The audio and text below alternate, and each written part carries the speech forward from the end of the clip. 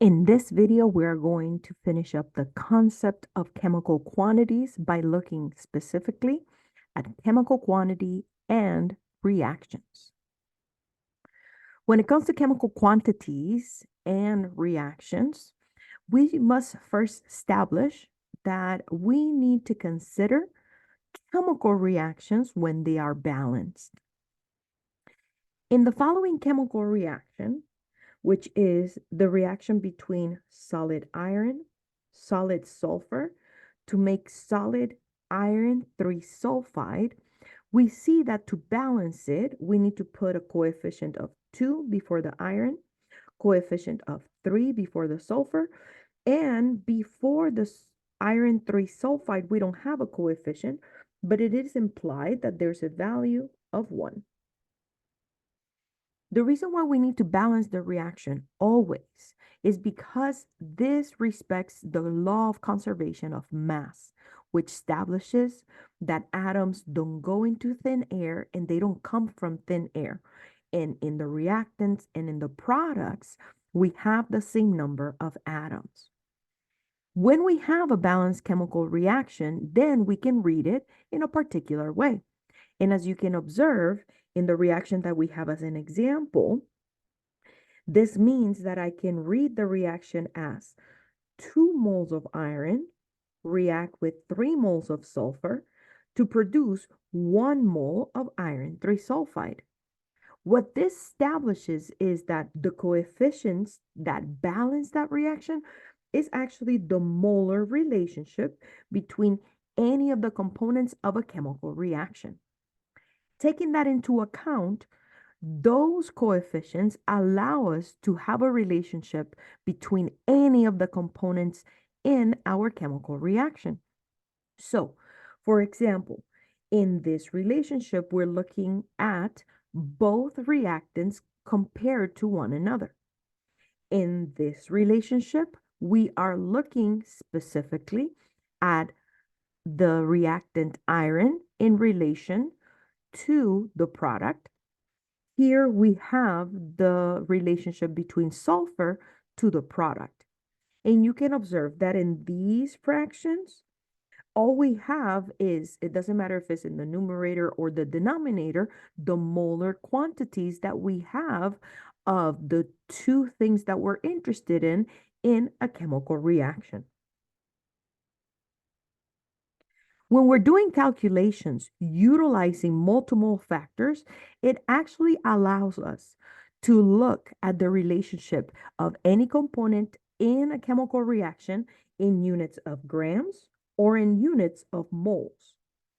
This flowchart that we have here specifically looks at the relationship between any substance from grams to grams, or any two substances for that matter, or from moles to moles. We are going to be doing examples in order for us to illustrate how we can do these conversions if we are given or we have to produce a balanced chemical reaction. You can see that in these bullet points, it's just establishing that if we are given grams of a substance and we need to find grams of another substance in a chemical reaction, we're going to have 3 different conversions. Each one of the different bullet points establishes what each of these conversions are, which I'm going to summarize them by label them as conversion factor 1, conversion factor 2, and lastly, conversion factor 3. Let's put them to work to see how they will help us to look at chemical quantities, but specifically in a balanced chemical reaction. In order to do this, we are going to be practicing by doing problem 7.103 from the textbook. The problem reads, when ammonia reacts with fluorine gas, the gaseous products are dinitrogen tetrafluoride and hydrogen fluoride. In other words, hydrogen monofluoride. So the first thing that this problem asks us to do is to write the balanced chemical equation. I'm going to write down the chemical formulas for each of the components in our reaction. On letter A, I have NH3 in gas form plus F2 in gas form, producing N2F4 in gas form plus HF in gas form.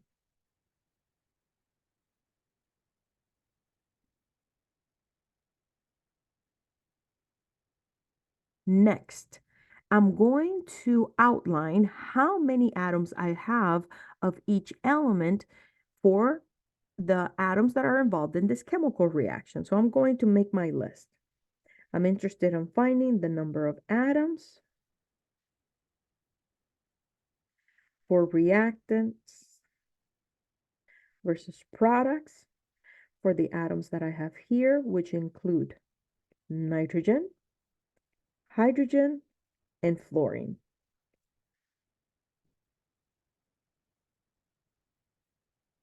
For nitrogen, in the reactant, we have 1 atom. For hydrogen, we have 3. For fluorine, we have 2. If we look at the product, we have 2 nitrogens, 4 fluorines, 1 hydrogen, but because there is an additional fluorine here, that means that the total for the fluorines is going to be not 4, but 5. Now that I have this, I want you to take a moment and try to balance this chemical reaction and determine the coefficients for each of the components in this chemical reaction. Now, let's show how to balance this. In this reaction, because we have different amounts for each of the atoms, nothing is balanced. So I need to pick who I'm going to balance first. I'm going to start at the nitrogen. I'm going to put a 2 before the ammonia, which makes my nitrogen go to 2 atoms, but then my hydrogen will go from 3 to 6. Because what happens overall is that this 2 gets distributed to nitrogen, but also to the hydrogen. Next, now that I know that I have 6 hydrogens, I should just make sure that I have 6 hydrogens on the other side. So if I put a coefficient of 6 before HF, that means that in the products, I take my hydrogens to 6. And when it comes to the fluorine, this 6 times the 1 in the fluorine, there's 6 fluorines, but there's 4 here. So the total fluorines in the product is actually 10. And then in order to balance it, I just have to put a 5 before my molecular fluorine or fluorine gas. And then that's how I balance my reaction. Now that I have a balanced reaction, I'm going to answer the questions that I have on letter B, C, and D. Let's start with letter B. In order to do this, I'm just going to duplicate this slide so I keep my notes. So I'm just going to utilize my balanced reaction. So I'm just going to erase this work. And in letter B, it's asked, how many moles of each reactant are needed to produce 4.0 moles of HF? So on letter B, what it's asking is that if I know I want to produce 4.00 moles of HF, which is one of the 2 products, how much reactants I need?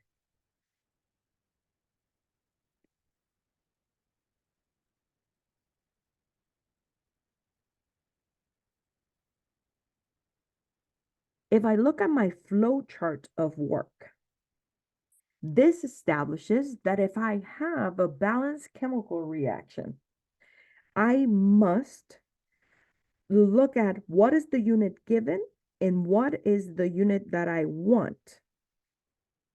In this flow chart, remember that we have three conversion factors: conversion factor 1, conversion factor 2, conversion factor 3. So taking into account that I am given moles of one substance and moles of another substance, which in this case I'm interested in reactant, then that means that out of those three conversion factors, I'm only going to utilize conversion factor 2. Because you can see that moles of one substance in relation to moles of another substance is easily converted by using just conversion factor 2. So I'm going to answer the question for the first reactant, which is ammonia, which means that when I'm trying to do the conversion for ammonia, in the bottom of my fraction, I'm going to put moles of HF, which is what is given, and I'm interested to see how many moles of NH3 I need. Conversion factor 2 is the mole to mole factor. And how I get the mole to mole factor is from the coefficients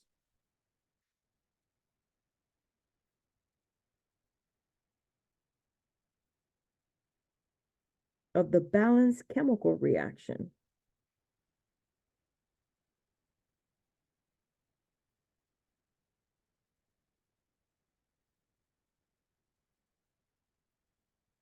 So when I look at the relationship between HF and ammonia, then I'm going to say, well, overall, for every 6 HF, that corresponds to 2 moles of ammonia.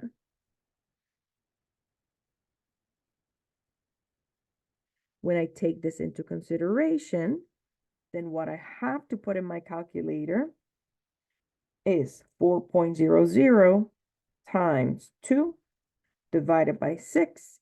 And then when I round my calculator display to 3 significant figures, I find that 1.33 moles of NH3 is what is needed.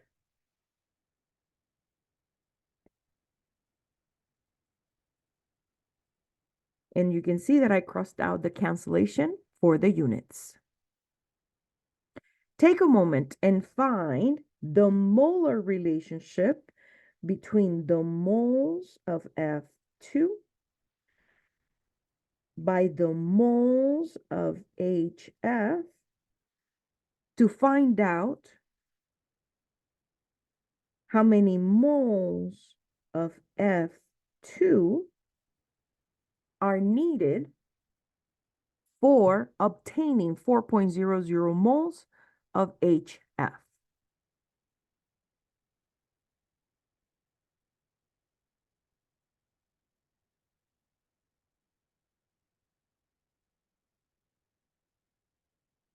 Let's do one more example problem, which is, what if I'm interested, instead of mole to mole relationships in my balanced chemical reaction, let's explore how do I relate grams to grams. I'm going to erase the work that I have here so I can do problem C.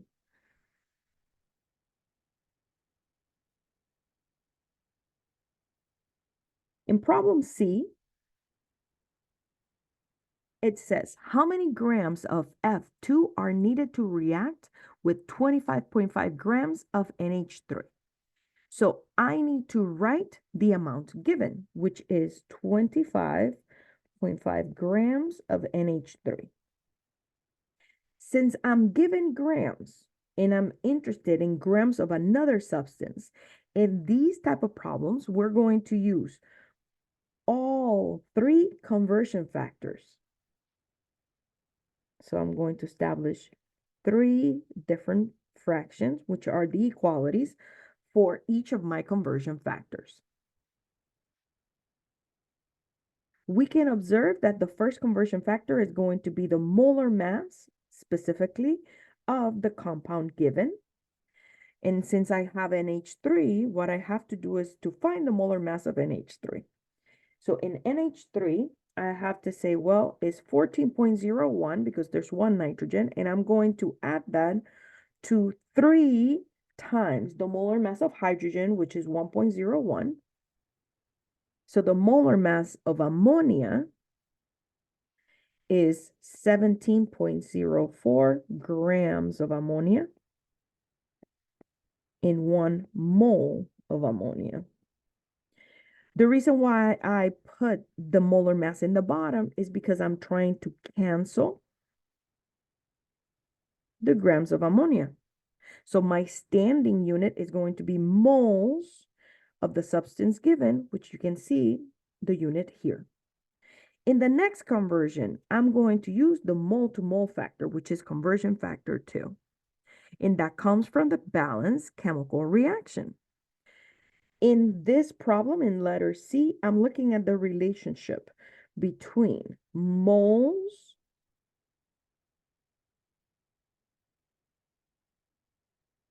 of ammonia to moles of F2.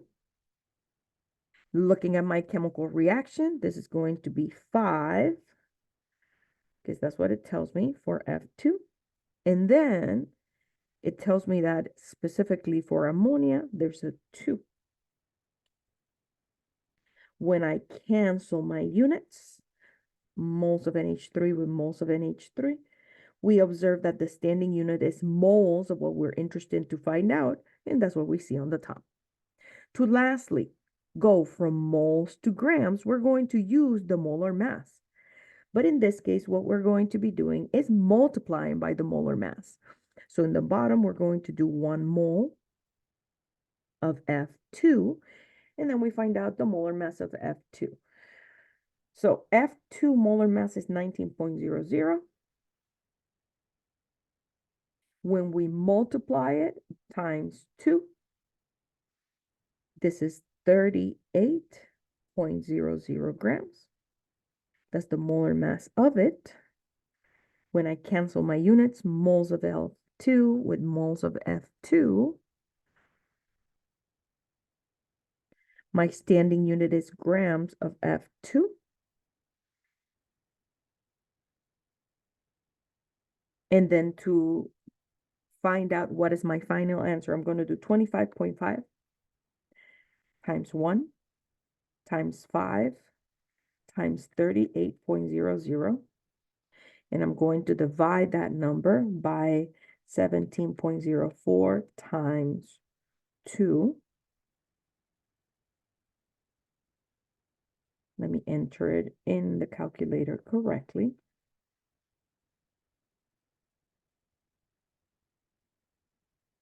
And I find out that when I round my calculator display to 3 sig figs, my final value is 142. At this time, try to do the gram to gram relationship between ammonia and N2F4 in our reaction, which means that I want you to practice doing the problem for letter D.